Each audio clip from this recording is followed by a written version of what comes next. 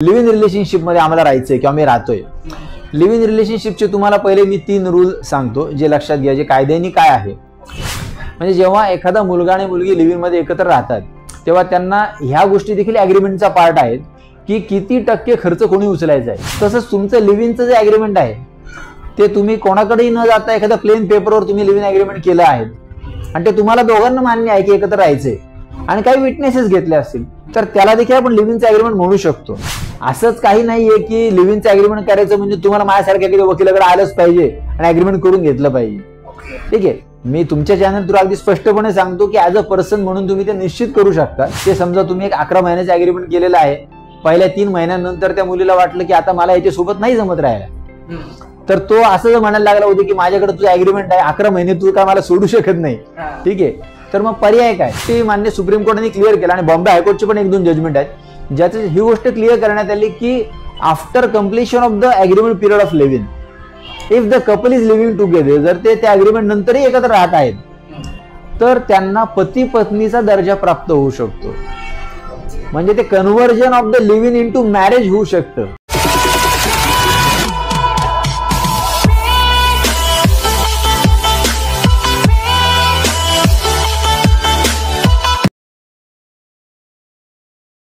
म्हणजे आपला जो थर्ड पार्ट आहे लिव्ह इन रिलेशनशिप, ह्याच्यामध्ये आपण जास्त बोलूया। सो काय सांगाल की लिव्ह इन रिलेशनशिप कशाला म्हणतात? आता सध्याची जी जनरेशन आहे त्यांच्यामध्ये हा जो टॉपिक आहे आजकाल खूप समाज माध्यमावर सोशल मीडियामध्ये चालू आहे। मला खूप फोन येतात त्याबद्दल की सर लिव्ह इन रिलेशनशिप मध्ये आम्हाला राहायचंय किंवा मी राहतोय।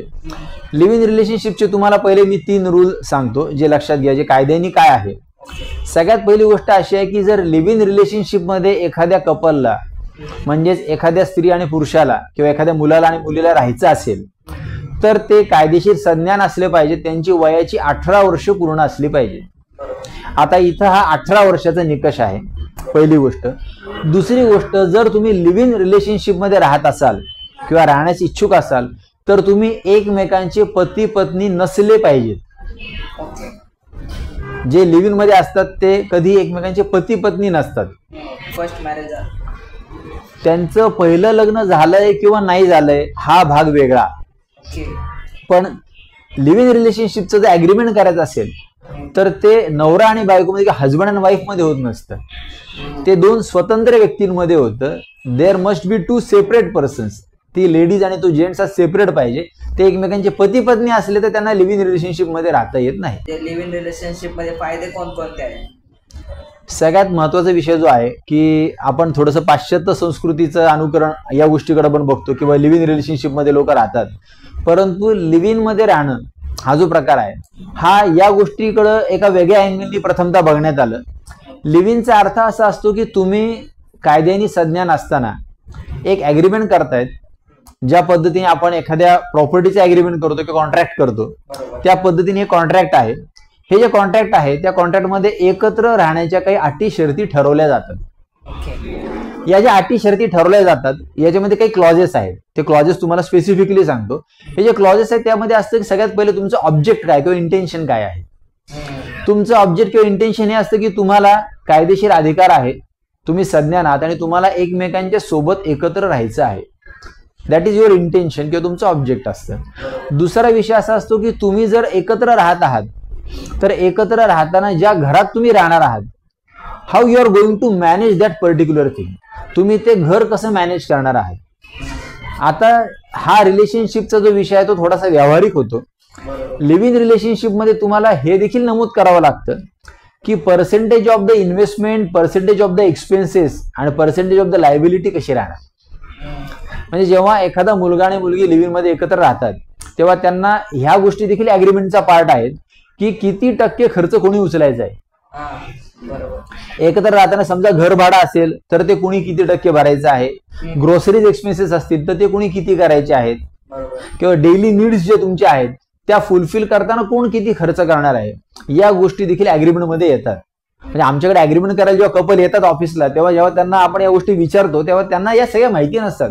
ते डोक्यात एक खूळ घेऊन आलेले असतात की आम्हाला लिव्ह इन मध्ये एकत्र राहायचे, पण हे एकत्र राहणं जे आहे त्याच्यामध्ये तुम्हाला तुमचं ऑब्जेक्ट क्लिअर पाहिजे, तुमचे जे काही खर्च आहेत ते कोण उचलणार आहे ते तुमचं क्लिअर पाहिजे। उद्या चलून जर तुमच्यामध्ये डिस्प्यूट निर्माण झाला बरोबर तर तो डिस्प्यूट निर्माण झाल्यानंतर तो तुम्ही अॅमिकेबली सोडवणार का? तुमच्यामध्ये तो कसा सुटला जाईल? कारण तुम्ही पती पत्नी नाहीयेत हे लक्षात घेतलं पाहिजे. तर तो डिस्प्यूट सोडताना देखील त्यांना या गोष्टी अग्रीमेंटमध्येच नमूद कराव्या लागतात की आमच्या उद्या भांडणं झाले आणि अग्रीमेंट ब्रेक करण्याची वेळ आली तर आयदर पार्टी एकमेकांना नोटीस देईल आणि ते अग्रीमेंट ब्रेक होऊ शकेल. त्याच्यामध्ये नोटीसचा पिरियड देखील आपण मेन्शन करू शकतो की किती पिरियडची नोटीस राहील आणि त्यानंतर हे अग्रीमेंट जे असेल ते ब्रेक होईल. कारण असं पण होऊ शकतं की 2 जण एकत्र राहत आहेत, त्या मुलीला आता वाटायला लागलं की मला याच्याबरोबर राहायचं नाहीये. तुमचं जे लिव्हिंग रिलेशनचं जे अग्रीमेंट आहे ते समजा तुम्ही एक 11 महिन्याचं अग्रीमेंट केलेलं आहे, पहिल्या 3 महिन्यानंतर त्या मुलीला वाटलं की आता मला याच्यासोबत नाही जमत राहायला, तर तो असं जर म्हणायला लागला होते की माझ्याकडे तुझं अग्रीमेंट आहे 11 महिने तू काय मला सोडू शकत नाही, ठीक आहे, तर मग पर्याय काय? तर हा पर्याय देखील तुम्हाला लिव्हिंग रिलेशनशिपचे जे अग्रीमेंट असतं तर लिव्हिंग रिलेशनशिपच्या अग्रीमेंटमध्ये तुम्हाला मेन्शन करावं लागतं की हा जो पर्याय आहे तो बाबा आयदर पार्टी एकमेकांना नोटीस देऊ शकते आणि मग ब्रीच ऑफ द कंडिशन जर काही झाल्या त्यात कंडिशन टाकाव्या लागतात की एकमेकांच्या हक्कावर बाधा न येता तुम्हाला एकत्र राहायचे. पती पत्नीमध्ये या कंडिशन्स येत नाहीत पण लिव्हिंग मध्ये या कंडिशन येतात.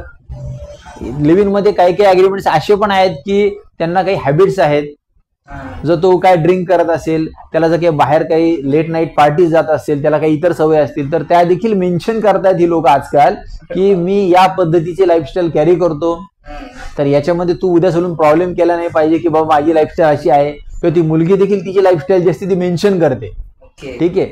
आणि आपण ज्याला आपण म्हणतो की आपण फॉरेन कंट्रीजमध्ये एक प्रिनअप केलं जातं किंवा तुमचं लग्न झाल्यानंतर तुमचे प्रिनअपचं पण अग्रीमेंट किंवा कन्सेंट ठरतात की उद्या सोडून जर काही डिस्प्यूट झाले तर कोण कोणाला किती पैसे देणार किंवा काय देणार.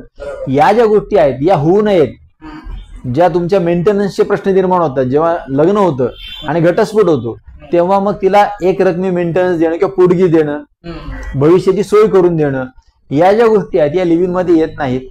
पण लिव्हिंग मध्ये खर्चांचा तपशील मात्र येतो आणि मग त्यानुसारच तुम्हाला पुढचं सगळं वागावं लागतं. सो असं काही पर्सनल एक्सपिरियन्स किंवा पर्सनल केस तुम्ही सांगू शकाल जे ह्याच्यामध्ये सॉल्व्ह केले तुम्ही किंवा ह्याच्यामध्ये तुम्हाला दिसले? लिव्हिंग मधला एक केस सांगतो तुम्हाला, मुंबईतला आहे. त्याच्यामध्ये ते जे काही कपल होतं दे वर इन लिव्हिंग, एक साधारणपणे त्यांचं लिव्हिंगचं जे अग्रीमेंट आहे ते त्यांनी फक्त सगळं सुरुवातीच्या 11 महिन्यांचं केलं होतं आणि लिव्हिंग मध्ये राहता राहता त्यांना 2 वर्ष निघून गेले. त्यांनी ते जे काही अग्रीमेंट आहे ते अग्रीमेंट एक्सटेंड पण केलं नाही आणि एक्सटेंड न करता त्याच्यानंतर त्यांना त्या एकत्र राहताना त्यांना संतती झाली, एक मुलगा झाला त्यांना. आता लिव्हिंग मध्ये राहतायत, त्यांना एक मुलगा झालेला आहे आणि त्यांची अग्रीमेंटची मुदत संपलेली आहे. त्यांना तुम्ही कायदेशीर काय म्हणणार हा प्रश्न निर्माण होतो, कारण त्यांना पती पत्नी म्हणता येणार नाही, ते लिव्हिंग मध्ये होते. बरं, लिव्हिंग मध्ये आहेत म्हणायचं, त्यांची अग्रीमेंटची मुदत संपलेली आहे म्हणजे आता लिव्हिंग मध्ये पण नाहीयेत आणि त्यांना अपत्य पण झालेलं आहे. तर अशा केसमध्ये आपल्याला माननीय सुप्रीम कोर्टाचे काही गाईडलाईन्स आहेत. मध्यंतरी आपले जे सुप्रीम कोर्ट जस्टिस चंद्रचूड साहेब आहेत त्यांनी याच्याबद्दल एक स्पेसिफिक वर्डिक्ट पास केलं ज्याच्यामध्ये काही गोष्टी माननीय सुप्रीम कोर्टाने क्लिअर केल्या आणि बॉम्बे हायकोर्टचे पण 1-2 जजमेंट आहेत ज्याची ही गोष्ट क्लिअर करण्यात आली की after completion of the agreement period of living, if the couple is living together, जर ते त्या अग्रीमेंट नंतरही एकत्र राहत आहेत तर त्यांना पती पत्नीचा दर्जा प्राप्त होऊ शकतो.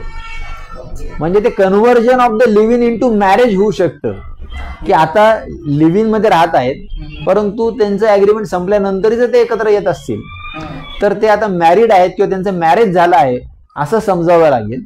आणि लिव्हिंग मध्ये राहत असताना जर तुम्हाला अपत्य झालं, एक सन डॉटर काही जर अपत्य तुम्हाला झालं तर त्या अपत्याला, त्या मुलाला किंवा मुलीला सामान्य मुला किंवा मुलीप्रमाणे सगळे अधिकार असतात. That particular child is having every right as a normal child. त्या व्यक्तीला म्हणजे असं म्हणता येणार नाही की बाबा हे लिव्हिंग मधनं झालेलं मूल आहे तेव्हा याला माझ्या मालमत्तेत अधिकार नाही, किंवा त्या मुलीला असं म्हणता येणार नाही की हा मुलगा माझा नाही.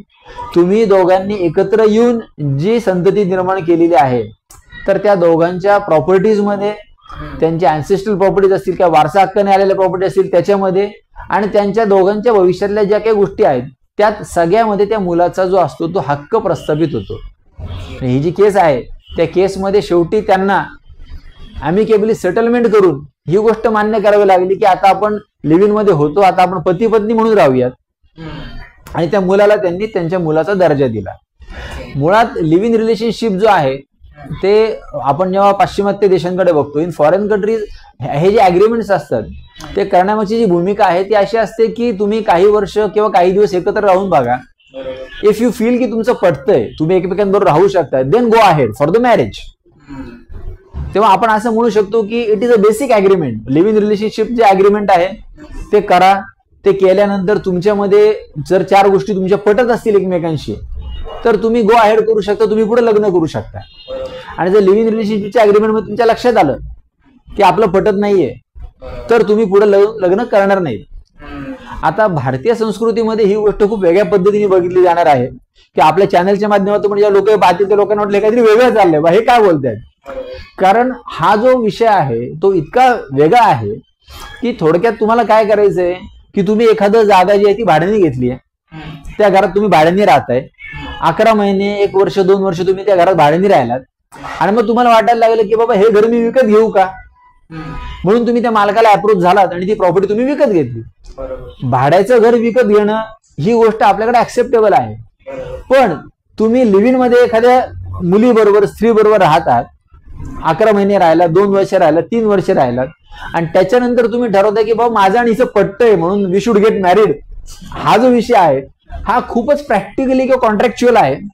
म्हणजे एक व्यक्ती म्हणून मी याला कधी सपोर्ट करणार नाही, पण कायद्याने जर बघितलं तर हो, आता लिव्ह इन रिलेशनशिप जे आहे ना ते आपल्या इंडियामध्ये क्राईम राहिलेलं नाही. It is not a crime.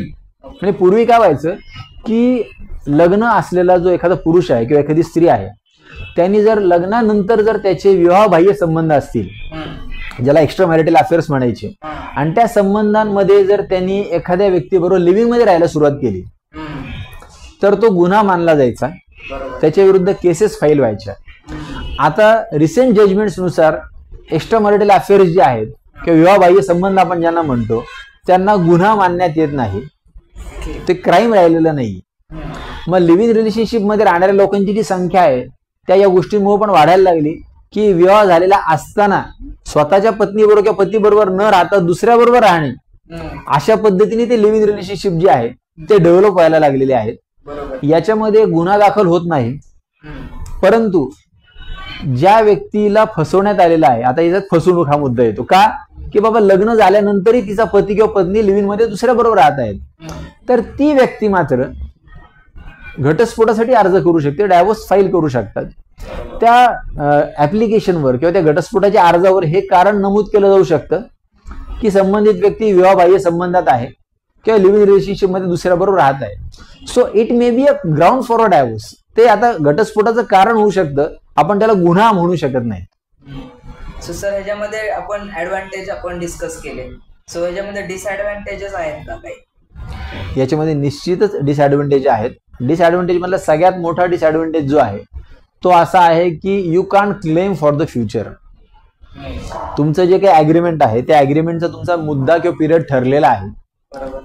आज तुम्ही तरुण आहात, तुम्हाला 4 गोष्टी स्वतः करता येत आहेत म्हणून तुम्ही त्या करतायत.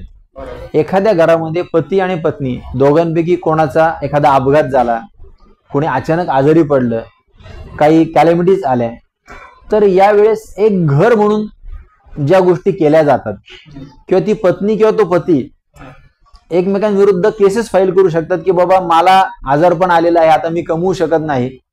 अगदी मेंटेनन्सच्या बाबतीत जर आपण विचार केला तर पती देखील पत्नी विरुद्ध मेंटेनन्स मागू शकतो की माझी बायको कमवती आहे आणि मला जॉब नाहीये, I am a jobless and helpless, so she should help me. अशा पद्धतीने तुम्ही मेंटेनन्सचे केसेस फाईल करू शकत होते. त्याच्यामध्ये तुम्हाला तुमच्या फ्युचरची गॅरंटी होती की भविष्यात यांनी सांभाळलं पाहिजे. त्याच्यामध्ये तुमची जी काही वारसाची प्रॉपर्टी असायची, पतीच्या वारसा हक्काने आलेली जी प्रॉपर्टी आहे ती पतीच्या मृत्यूनंतर त्या पत्नीला मिळायची. लिव्ह इन रिलेशनशिप मध्ये अशा कुठल्याही अँसेस्ट्रल प्रॉपर्टीज ट्रान्सफर होत नाहीत. तुम्हाला कुठेही मालमत्तेमध्ये अधिकार राहत नाही, तुम्हाला मेंटेनन्सचा राईट राहत नाही. तुमचं 3 वर्षाचं लिव्ह इन आहे आणि 4थ्या वर्षी तू म्हणू शकत नाही की 3 वर्ष मी याच्यावर राहिले म्हणून याने मला पैसे द्यावे. तो तुम्हाला क्लेम राहत नाही. अचानक एखाद्या पार्टनरला जर लिव्ह इन रिलेशनशिप मध्ये राहताना आजारपण आलं, ऍक्सिडेंट झाला, तर आयदर पार्टनरने त्याला सोडण्याचा निर्णय घेतला आणि तुमच्या अग्रीमेंट कंडिशन्स नुसार जर तुम्ही त्याला सोडू शकत असाल तर तुम्ही क्लेम करू शकत नाहीत की मला आता सोडू शकत नाही. म्हणजे लिव्ह इन रिलेशनशिपचं जे अग्रीमेंट आहे हे कॉन्ट्रॅक्च्युअल बेसिस आहे, ज्याच्यामध्ये विवाह संस्थेनुसार येणारे जे फायदे आहेत ते तुम्हाला कधीच मिळू शकत नाही. मला विचारायचं आहे की प्रोसेस काय असते कॉन्ट्रॅक्टची आणि ह्याच्यामध्ये काय टर्म्स अँड कंडिशन्स लक्षात ठेवलं पाहिजे हे कॉन्ट्रॅक्ट करताना? लिव्ह इन रिलेशनशिपचं जे कॉन्ट्रॅक्ट आहे त्याची प्रोसेस अशी आहे की तुम्हाला मगाशीच मी सांगितलं की एलिजिबिलिटी क्रायटेरिया काय आहे किंवा 18 वर्ष पूर्ण असले पाहिजेत. बरोबर. प्रोसेस अशी आहे की तुम्हाला जर लिव्ह इन रिलेशनशिपमध्ये यायचं असेल तर दोघांनी पहिल्यांदा एकमेकांचं अंडरस्टँडिंगनी काही टर्म्स अँड कंडिशन सेट करून घ्यायला पाहिजे की आपण एकत्र येत आहोत ते कोणत्या कारणासाठी, किती पिरियडसाठी आणि जबाबदाऱ्यांची वाटणी कशी राहणार. हे सेट झाल्यानंतर याच्यामध्ये आपल्याला जे क्लॉजेस असतात, आपण एखादी कंपनी फॉर्म करतो किंवा आपण एखादी ॲग्रीमेंट करतो, एखादी प्रॉपर्टीची परचेस करताना ॲग्रीमेंट करतो, तसंच या लिव्ह इन रिलेशनशिपच्या ॲग्रीमेंटमध्ये तुम्हाला एक क्लॉजेस टाकावे लागतात. तुम्हाला पिरियड मेन्शन करावा लागतो, तुम्हाला लायबिलिटी मेन्शन करावी लागते, तुम्हाला लिव्ह इन रिलेशनशिप जे ॲग्रीमेंट आहे ते ब्रीच झालं तर पेनल्टी काय असेल ते मेन्शन करावं लागतं की कोण कोणाला किती पेनल्टी देणार किंवा काय करणार. आणि जर कोणाला असं वाटत असेल की लग्नाआधी काही वर्ष किंवा काही महिने समजून घेण्यासाठी म्हणून हे ॲग्रीमेंट चांगलं आहे, तर नाण्याची दुसरी बाजू अशी आहे की खरंच चांगलं पण आहे, पण मग तुम्ही त्याचं ॲग्रीमेंट करताना या गोष्टीचा पण त्यात उल्लेख करू शकतात की आम्ही भविष्यात लग्न करण्याचा विचार करत आहोत आणि for getting married in future आम्हाला एकत्र राहण्याचा विचार आमच्या डोक्यात चालू आहे. हे तुम्ही ॲग्रीमेंटमध्ये मेन्शन करू शकता. तुम्ही एकमेकांचे पती पत्नी नसले पाहिजेत हा मुद्दा आहे, पण तुम्हाला भविष्यात लग्न करायचंय म्हणून तुम्ही आज एकत्र येत असाल तर तुम्ही त्यामध्ये हा मुद्दा टाकू शकता की आम्ही भविष्यात लग्न करू शकतो इफ वी फील्स की we are made for each other आजच्या टर्म्समध्ये.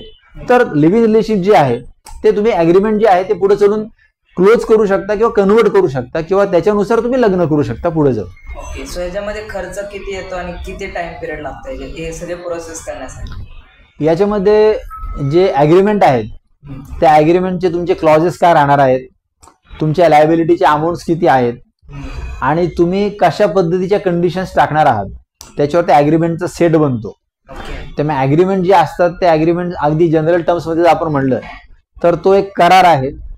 त्या करारातले मुद्दे जे आहेत ते किती चांगले आहेत, किती स्पेसिफिक आहेत आणि किती प्रोटेक्शन देणारे आहेत याच्यावर त्याचा खर्च ठरतो.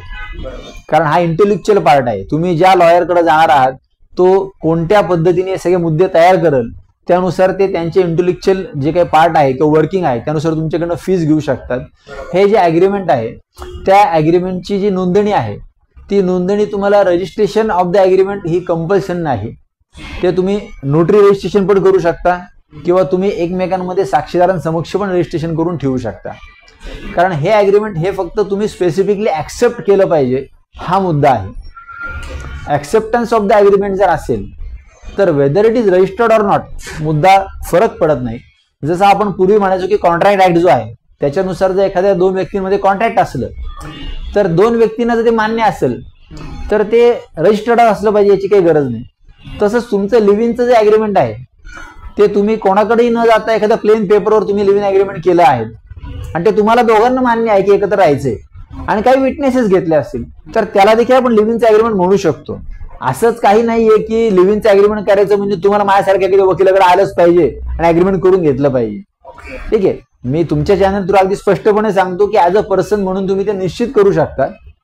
फक्त ज्यावेळेस आपल्याला आपलं फ्युचर सिक्युअर करायचं असतं त्यावेळेस 4 कायदेशीर मुद्दे आले पाहिजेत या दृष्टीने लोक प्रयत्न करतात. म्हणून ते ॲग्रीमेंट जे आहे ते खूप स्पेसिफिक केलं जातं. लिव्ह इन रिलेशनशिपमध्ये आपण जर राहत असाल किंवा इच्छुक असाल तर एकच सांगतो की प्रत्येक गोष्ट ही आपण कायदेशीर कसोटीवर जर चेक करून करायची ठरवली असेल, आजची पिढी आहात तुम्ही, तर तुम्ही निश्चित हे करू शकता.